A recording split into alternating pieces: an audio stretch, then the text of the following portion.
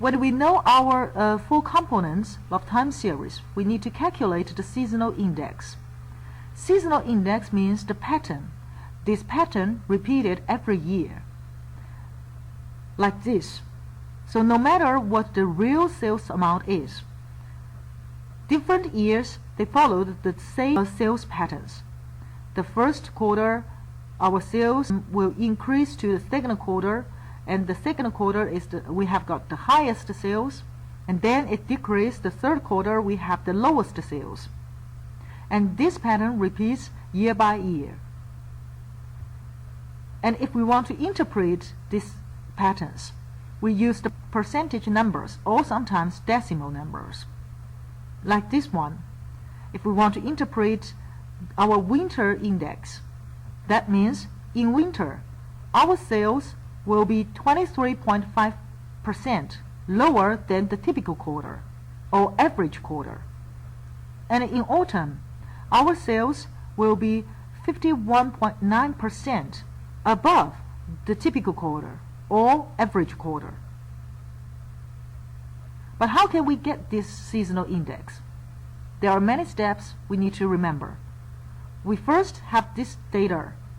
These are the motorcycle sales in millions of dollars from 2005 to 2010. The first step is we need to reorganize the data vertically.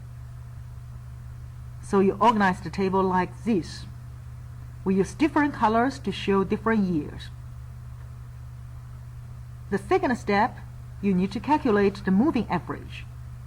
And you need to put your moving average in the between of the four seasons. So the first moving average comes from winter plus spring plus summer plus fall, and you put and divide it by 4, and you put a number 8.50 between spring and summer, and you do it cell by cell, so one by one, and all the moving average should be put in the between of 4 seasons. The third step, after you have get your moving average, you need to get your centered moving average.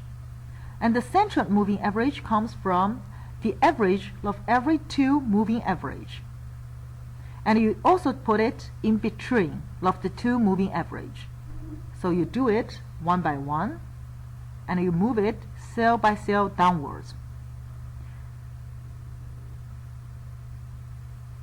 And if you remove the middle of your moving average, you only got central moving average. You can find that your central moving average always starts from the third quarter of the first year and ends at the second quarter of the last year. So the first 2 quarters of 2005 are missing data, and the last 2 quarters of 2010 will be missing data. The fourth step, we need to calculate ratio, which is also called specific seasonal index. We use the real sales divided by the central moving average, and this number is our ratio. We do it one by one.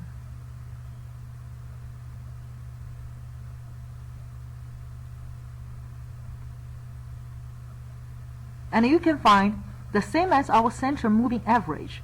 Our ratio also starts from the third quarter of the first year and ends at the second quarter of the last year. Now we need to pick up all the ratios season by season or quarter by quarter. So all the numbers with smiley, these are our winter ratio. After we pick them up, we need to reorganize the table like this. Fifth step, we need to get the mean of our ratio for different quarters. So 3.834 is the mean from the winter ratio. 2.879 is the mean of the spring ratios. Then the next step, you need to add all these means up, get a total of the means. So the total of the 4 means for ratios are 4.009. Now you need to calculate your correction factor. Your correction factor comes from 4, and because we only have got 4 seasons, So we always use this constant 4. 4 divided by the total of the 4 means. So 4 divided by 4.009, and you get 0.9978. Record this number is your correction factor.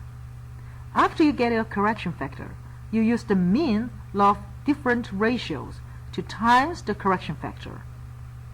0.767 to times 0.9978, and you do it one by one. Then you get your adjusted mean. And this adjusted mean is actually your seasonal index. But sometimes our index can also be presented in percentage. So index is just a percentage number of your adjusted mean.